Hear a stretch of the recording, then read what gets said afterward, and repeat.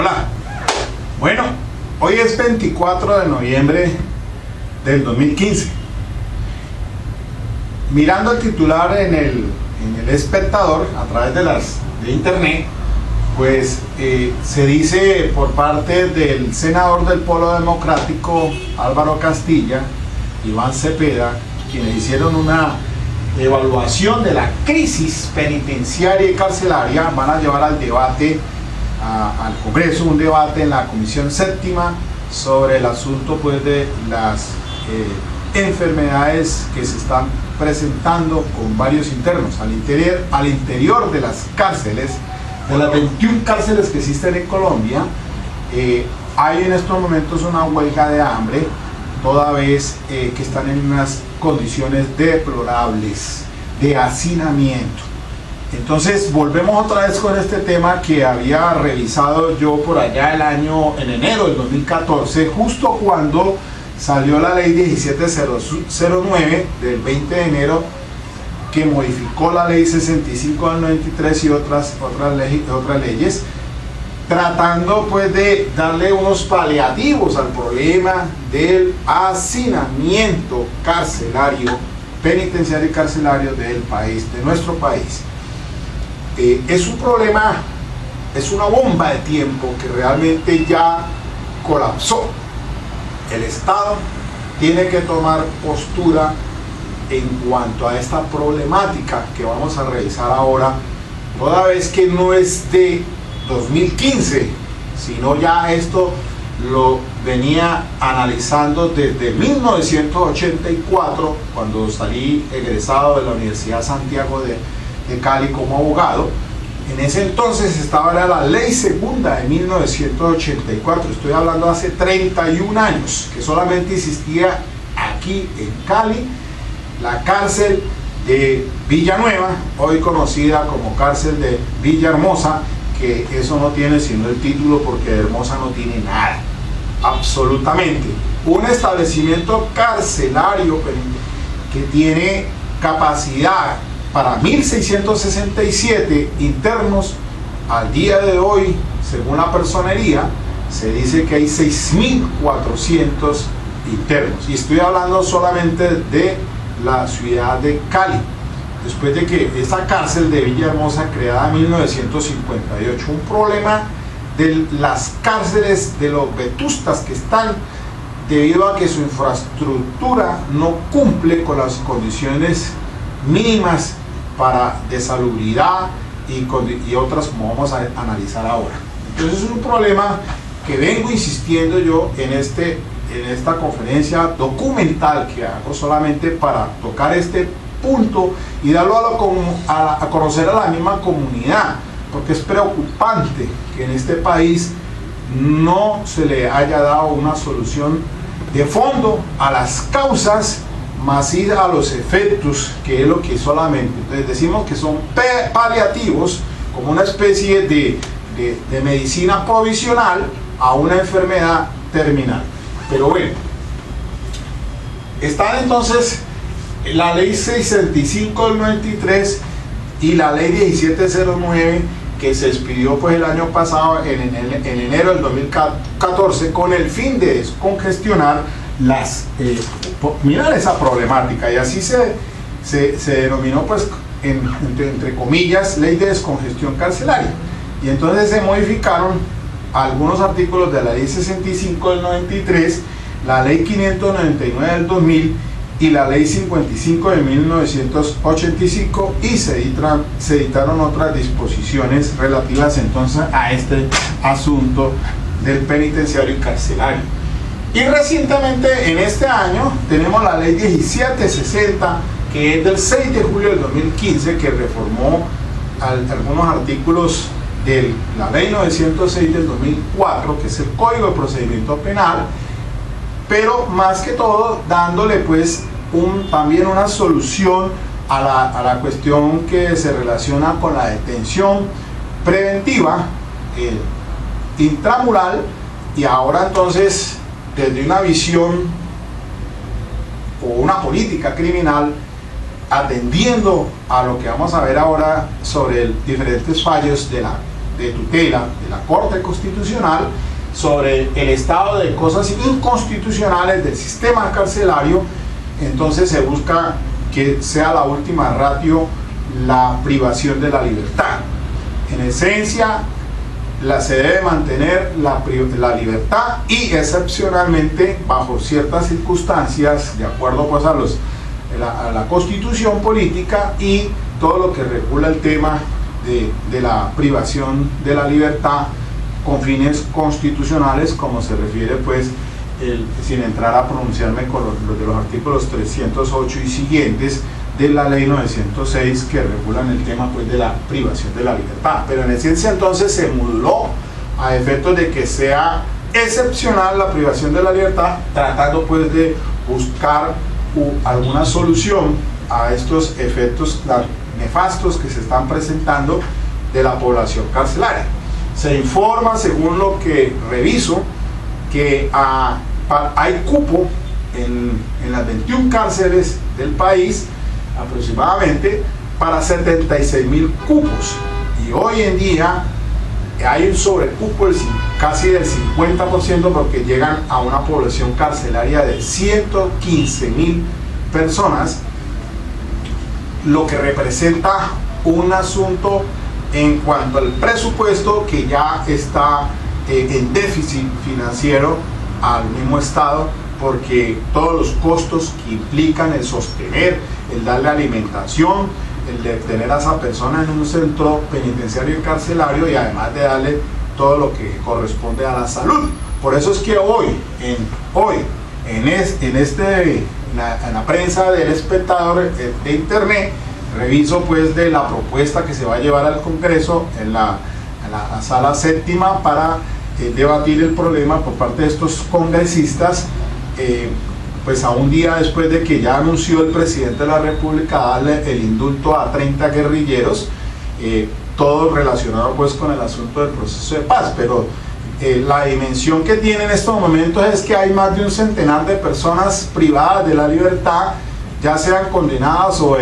o solamente con detención preventiva, que presentan cuadros de salud terminales que no deberían estar en los centros de reclusión. Entonces, ahí tenemos un punto de análisis frente a buscar la problemática más de fondo que de forma, porque es que siempre se buscan paliativos, como vamos a ver ahora, a un problema terminal, a un problema que hay que desanalizarlo frente al mismo Estado en la relación con los ciudadanos, por qué la persona delinque y qué lo lleva a delinquir, al punto entonces que en este país, pues prácticamente, si ustedes observan en los medios de comunicación, día a día se multiplican las personas que se detienen por X o Y razón, entonces engrosando las filas de los poblacional carcelario. Un problema de nunca acabarse, un problema que se va multiplicando. Parece pues es que cada año, por razones de política criminal, se aumenta y se incrementa la población carcelaria. Y eso obedece incluso, según el análisis que hace la Relatoría de Prisiones de la Universidad de los Andes, en uno de los puntos se refiere al diseño de política criminal. Toquemos nomás, por ejemplo, la ley 1453 del 2011, llamada pues la Ley de Seguridad Ciudadana. Se disparó la población carcelaria entre junio y abril del 2012, porque con esta ley lo que se hicieron fue incrementar las penas, los tipos penales por razones pues de política criminal, todo lo que tenía que ver con impacto social. Esas conductas punibles hicieron entonces es que se generara la privación de la libertad, y eso entonces decimos que en razón de política criminal, no para bien, sino al contrario, porque lo que se hace es mal utilizar la privación de la libertad, toda vez que pensamos o se piensa que en este país la única solución al problema de la conducta punible es privando de la libertad a las personas, con las implicaciones que generan muchas veces bajo esa presunción de inocencia el que se mantenga privado de la libertad hasta que se le trate de demostrar su responsabilidad, y seguramente después se vienen las demandas contra el Estado, semejante boquete al fisco, porque realmente las demandas que cursan han hecho que causen un problema presupuestal al mismo Estado con estas demandas por esas privaciones ilegales de la libertad. Aquí se detiene y después se investiga. La cuestión es que debemos mirar a ver, y eso es lo que se ha tratado de hacer con ahora la ley 1760 de julio de este año, que trata entonces de regular todo el tema de los artículos 308 y siguientes, sobre todo el de cuando se considera un peligro para la sociedad, y que obliga al juez de control de garantía a revisar varios ítems de ese articulado a efectos entonces de saberse en qué momento se va a privar de la libertad, o por lo menos si se va a privar, que no lo sea en un establecimiento intramural, sino en su domicilio, bajo otras circunstancias que son de especial consideración para evitar ese hacinamiento carcelario. Pues bien, las tutelas que existen ya sobre este tema, sobre el estado de cosas inconstitucional del sistema carcelario,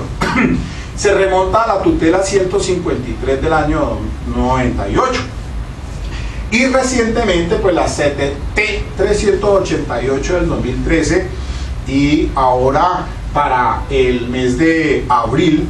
de este año, recordemos que la Corte Constitucional le dio un ultimátum al Ministerio de Justicia y de Derecho, diciéndole que se debe, al revisar unas tutelas presentadas por varios internos, se determina que el estado carcelario, penitenciario y carcelario, es indigno, cruel e inhumano. Y entonces, bajo esa situación, le ha enviado un ultimátum al Ministerio de Justicia y de Derecho a efecto entonces de que se revise todo este tema de la privación de la libertad de las personas, porque de lo contrario entonces se van a clausurar, se van a cerrar las cárceles. Y es que, miren, este es un problema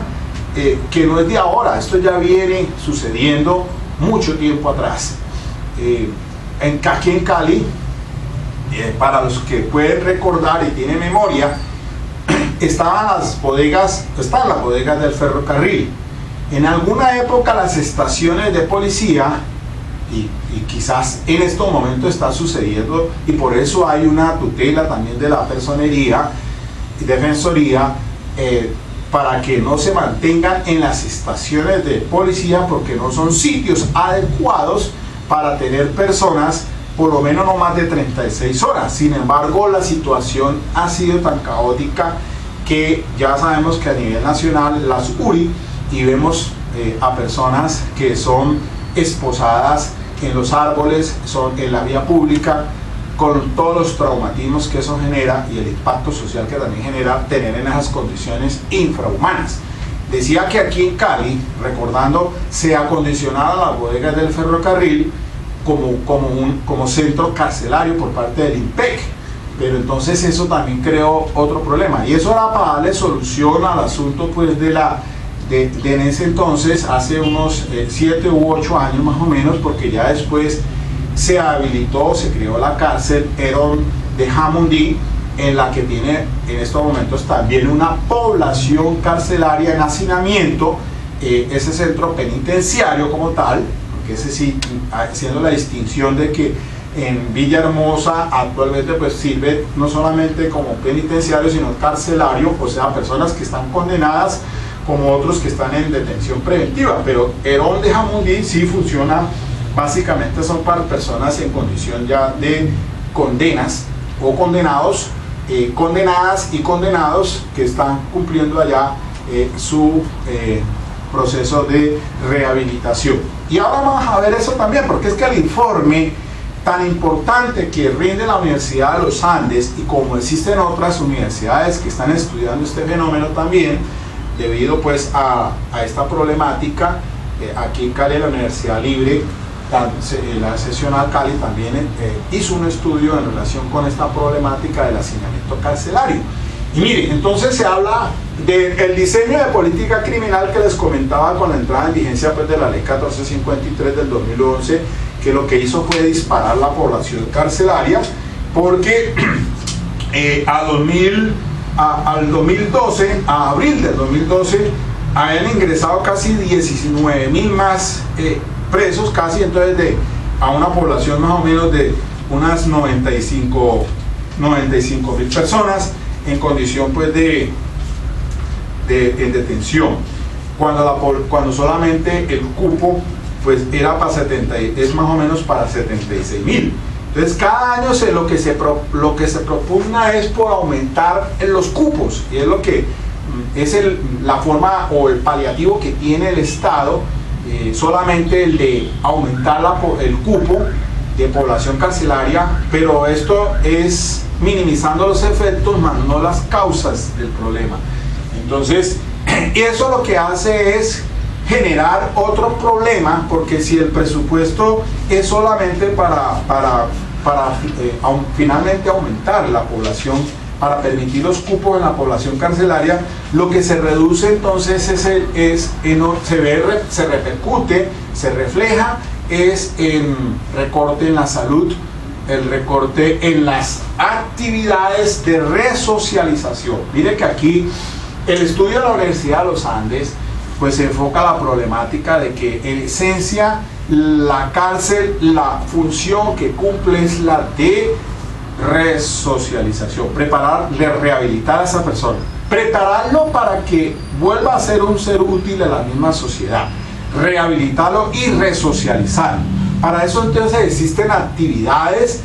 y obviamente que eso se genera un presupuesto, lo mismo que la custodia y la vigilancia pues genera un cargo administrativo también que hace obviamente necesario que se determine un presupuesto por parte del Estado para eso, del Ministerio de Justicia y del Derecho. Y entonces ahí vendría un déficit financiero, porque si el presupuesto está para solamente dedicándose exclusivamente a abrir más cupos, pues obviamente que entonces repercute y se refleja en otros campos. Entonces decía, la salud se ve reflejado también en las actividades de resocialización, se ve reflejado en el nombramiento de personal, al punto de que casi que un guarda tiene que tener bajo la custodia de una cantidad de presos. Lo mismo que tiene que ver en relación también con, pues obviamente, con la carga presupuestal para la manutención de esa persona, porque es que ¿cuánto le genera al Estado tener a una persona privada de su libertad? El desayuno, el almuerzo y la comida y su dormida, los gastos de servicios públicos, etcétera, energía, agua, luz, etcétera, todo lo que implica tener a una persona en detención o pues para cumpliendo esa condena, pues genera un gasto ostensible al mismo Estado. La repercusión entonces se ve allí reflejada. Ahora, si la solución no está en abrir más cárceles, si se abren en este país más cárceles se van a llenar, póngale la firma,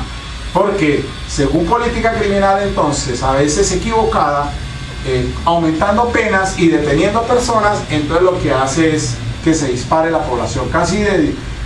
podríamos decir 18.000 personas por año, y entonces ya en este momento hablamos de 115.000 detenidos. Estamos hablando 24 de noviembre del 2015. Imagínense entonces cómo va a ser el año entrante, por cuánto irá a ser la población carcelaria. Un problema que se evidencia entonces, y por eso es que está al punto ya haciéndose un llamado al Estado. Las mismas instituciones como la Corte Constitucional le envía un ultimátum diciéndole pues que hagan políticas dirigidas a confrontar este problema del hacinamiento, porque es una bomba de tiempo. Los internos están en condiciones indignas, en situación paupérrima, violándose los derechos fundamentales, porque una persona que esté condenada o en detención preventiva debe naturalmente que garantizarle la dignidad humana. Lo dice la Corte, la Carta Política, que a pesar de estar en esa situación, pues obviamente tienen que respetarles sus derechos fundamentales, la vida, la salud, no pueden ser sometidos a tratos crueles o penas degradantes. Estas personas que están en esa detención bajo estas condiciones, podemos decir que están en una situación degradante e inhumana. Y entonces miren, es que, y no solamente hablamos de a nivel Colombia, porque ahora estaba viendo, si ustedes pueden entrar a las redes sociales y examinan el caso de Ricardo Palmeras, alias Simón Trinidad, quien está en la cárcel de Florence en Colorado, Estados Unidos, desde el 2004, cuando fue extraditado, que después de que se capturó en Ecuador, Quito, Ecuador, y el Estado de la Corte Suprema ordenó la extradición.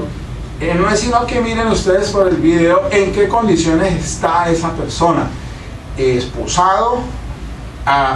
encadenado alrededor de la cintura, esposado en los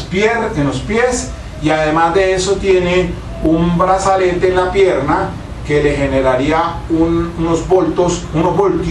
que le podrían causar la muerte también a ese señor. ¿Y en qué condiciones está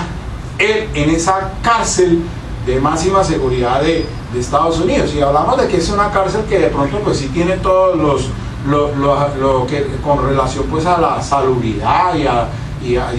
en lo que tiene que ver pues con la alimentación propia y todo eso, pero en esas condiciones, ¿será que está en condiciones de dignidad humana? Creo que no. Y el ejemplo es Guantánamo. Bueno, pero entonces ubiquémonos que solamente la problemática, para que ustedes se fijen, no solamente Colombia, sino que también a pesar de que esos estados, Estados Unidos se supone que es una potencia mundial, pero en la cuestión carcelaria también vemos y se denota pues que están en unas condiciones también consideradas como inhumanas o degradantes, porque en esas condiciones pues diríamos que no tienen lo mínimo frente a su condición humana. Entonces, la propuesta que se escuchan ahora, bueno, el plan de apadrinamiento, apadrinar a un interno. Entonces que por ejemplo puede decirse, estas son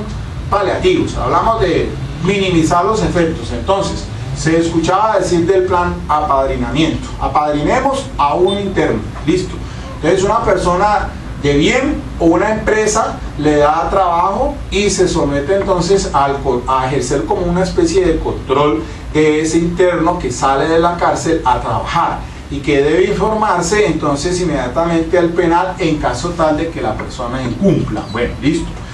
Ese podría ser una solución. Y recientemente, ahorita el 15 de noviembre de ahorita, hace pues 15 días, salió el vicefiscal, el doctor Perdomo, diciendo pues, usted puede entrar a la revista Semana y está allí, que dice el pico y placa, un asunto pues que también podríamos señalar como un paliativo para una problemática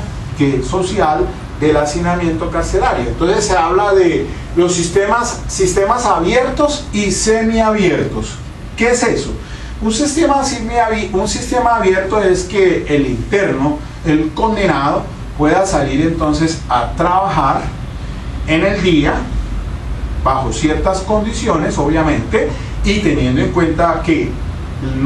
la gravedad del delito, porque no todos podrían salir bajo esas condiciones, sino según la conducta punible por la que esté condenado, y entonces regrese al establecimiento carcelario o penitenciario en las horas de la noche. Ese sería un modelo de sistema abierto. Y existe también un sistema semicerrado, que sería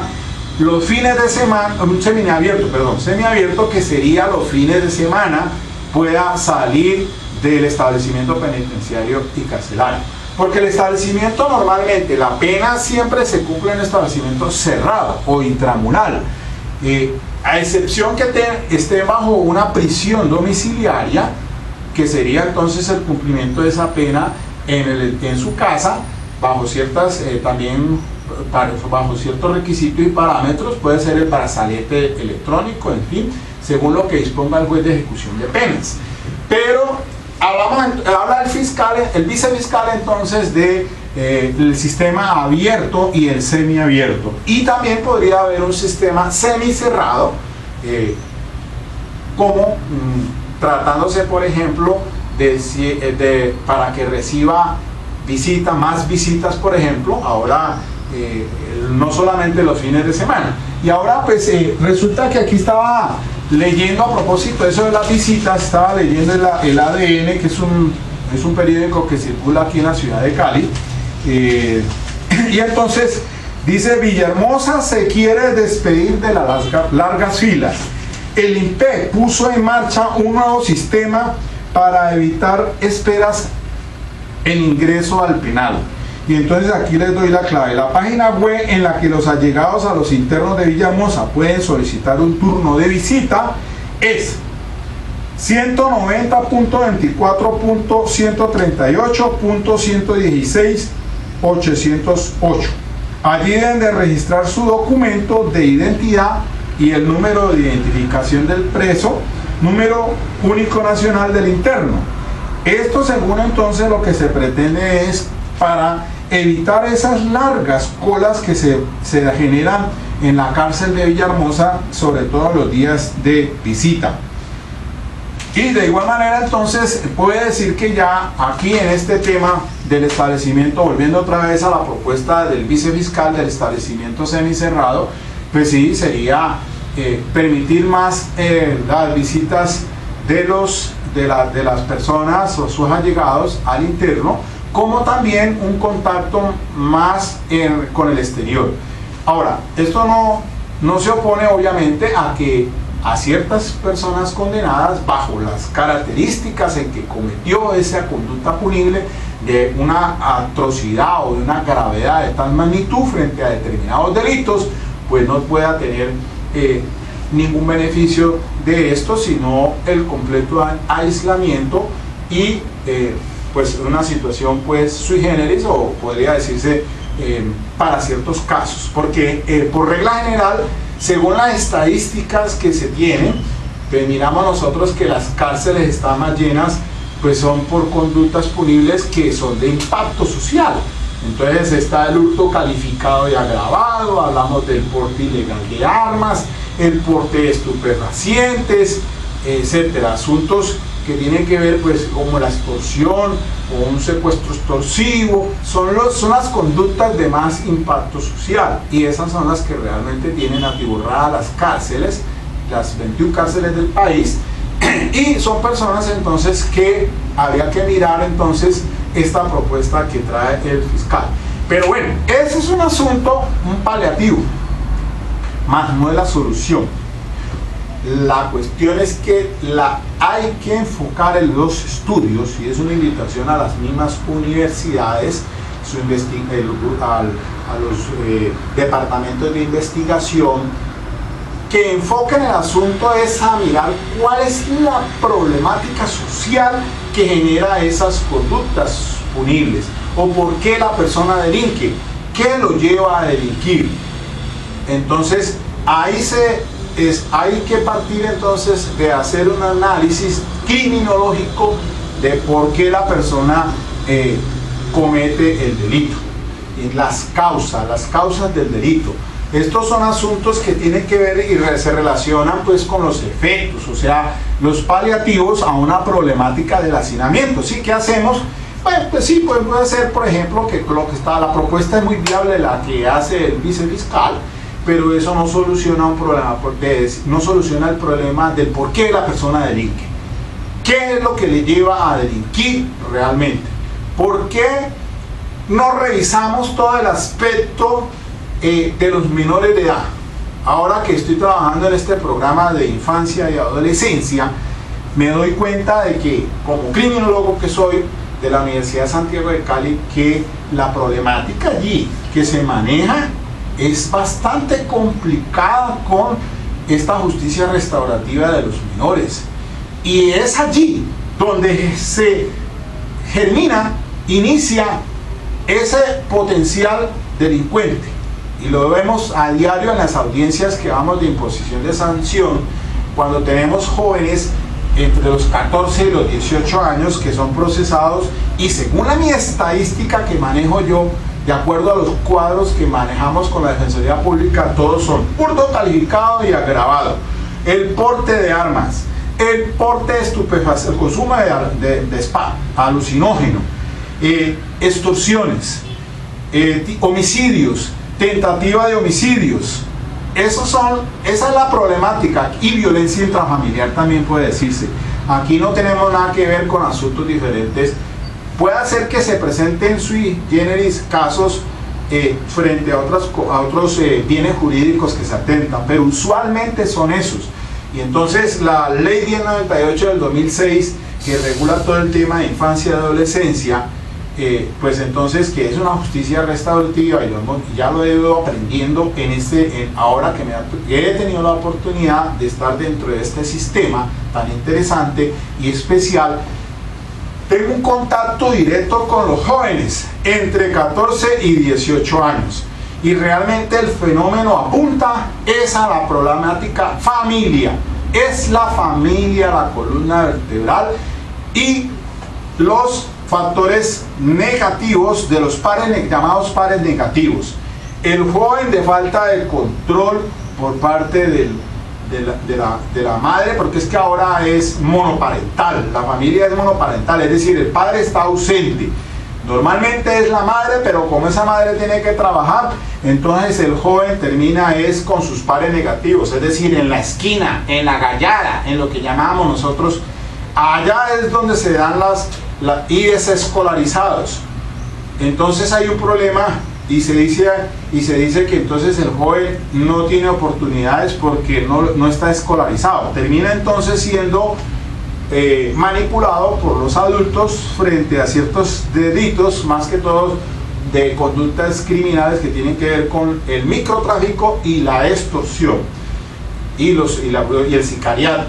porque como las sanciones que se imponen a los jóvenes son con fines pedagógicos, educativos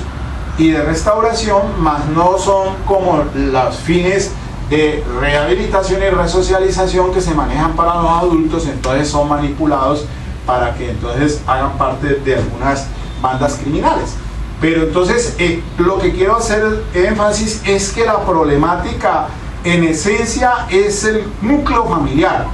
Lo vi en la universidad cuando hacíamos el estudio de la familia. Decíamos, la familia es la base de la sociedad. Si en el núcleo familiar hay problemas con pares, no solamente de los padres o los familiares tienen problemas de conductas antisociales, madres, se da cuenta uno de madres que están en la calle o habitantes de la calle, termina siendo educado el joven por la abuela o por la hermana, y diferentes factores que generan riesgos en este joven, que entonces lo llevan a ubicarse al margen ya del delito. Y entonces ese joven, cumplido los 18 años, me he dado cuenta que hay un índice alto que terminan en las cárceles de este país como delinquiendo como adultos ya. El joven entonces no se logra rescatar porque termina entonces el camino de la delincuencia, y esos factores hay que revisarlos desde la misma familia. El Estado que se compone por la familia, por el colegio, porque es que ahí confluyen muchos factores que generan riesgos y entonces producen esta situación de delincuencia, y pues es obvio que también no podemos desconocer de factores de tipo económico también, porque tuvimos una época del 80, del 90, con el narcotráfico, que nos generó una cuestión de una personalidad de espejo, digámoslo así, donde el dinero fácil es una de las cosas que inducen a que los jóvenes, pues en lugar de trabajar, pues quieran conseguir las cosas fácilmente. Y entonces, una cuestión también problemática social, que hay que enfocarla y globalizarla en su contexto,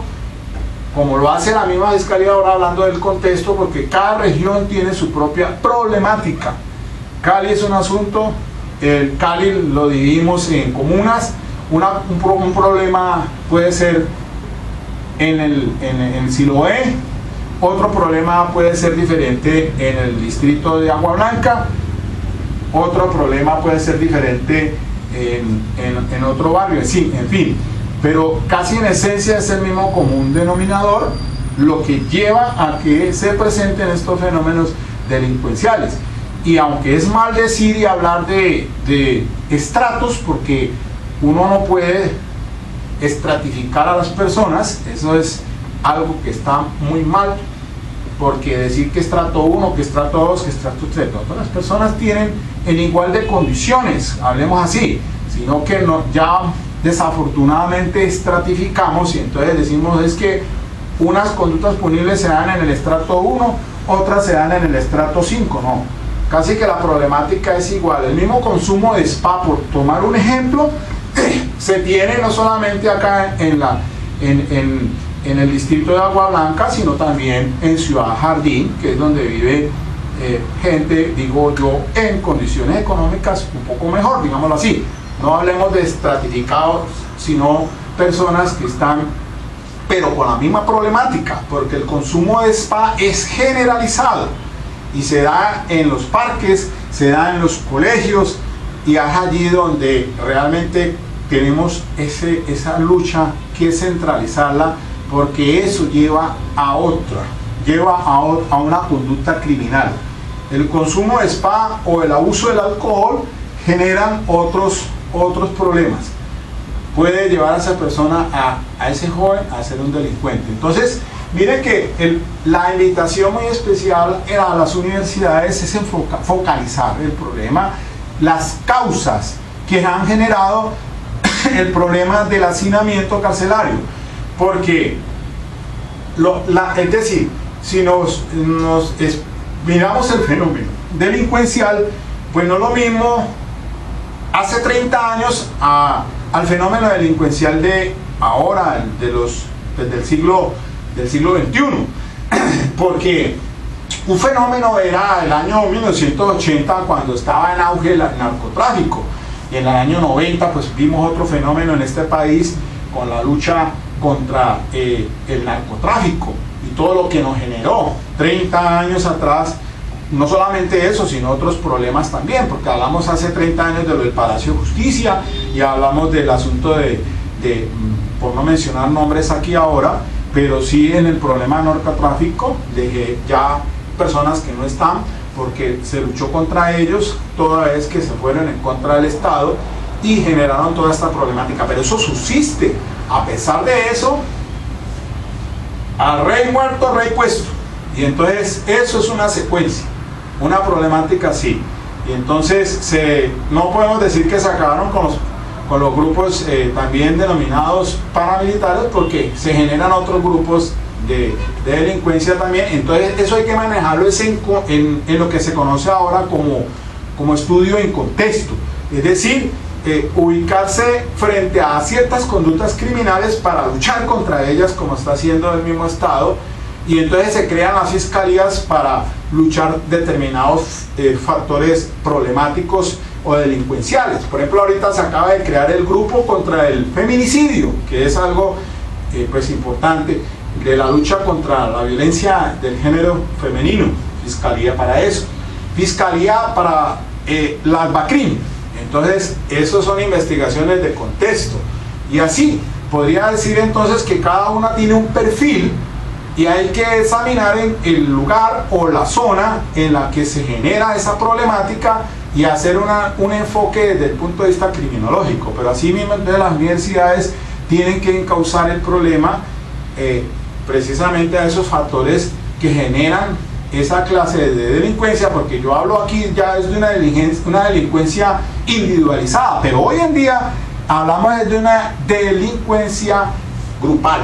Entonces hablamos pues del concierto para delinquir, y los fenómenos que se dan en las ciudades ahora son concierto para delinquir con fines de homicidio, concierto para delinquir con fines de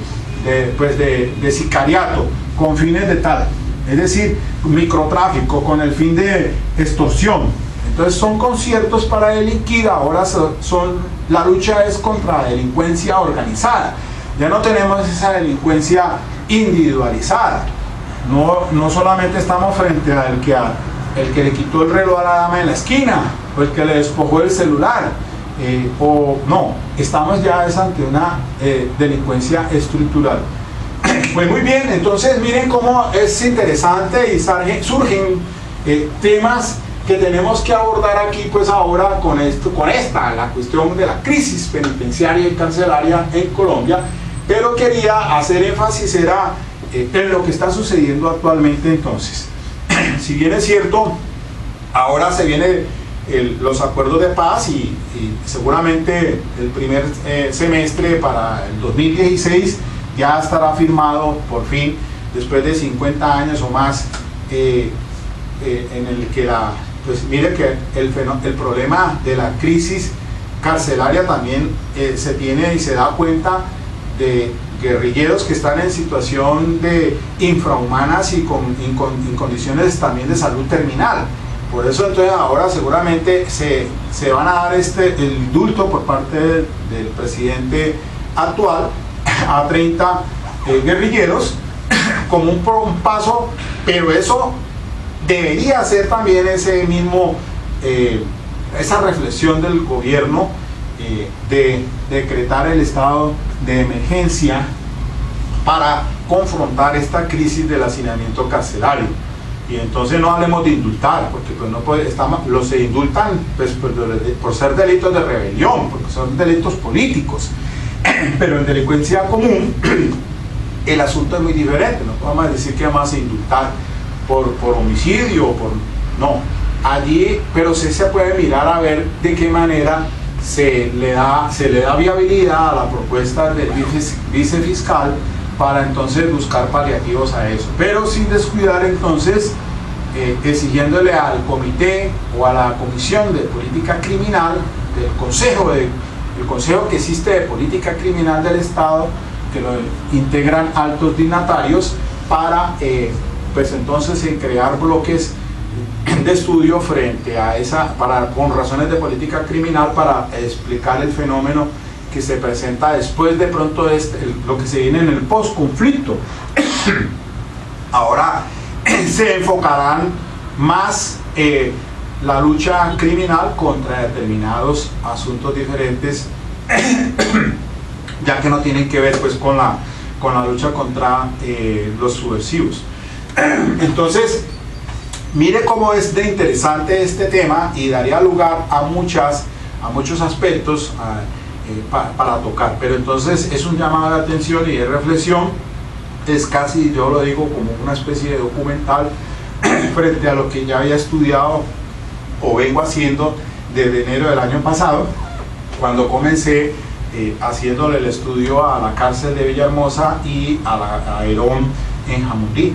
Entonces, que mire que la problemática subsiste y que si no se buscan salidas a este fenómeno, esto es una bomba de tiempo. Ok, amigos, nos vemos. Muchas gracias.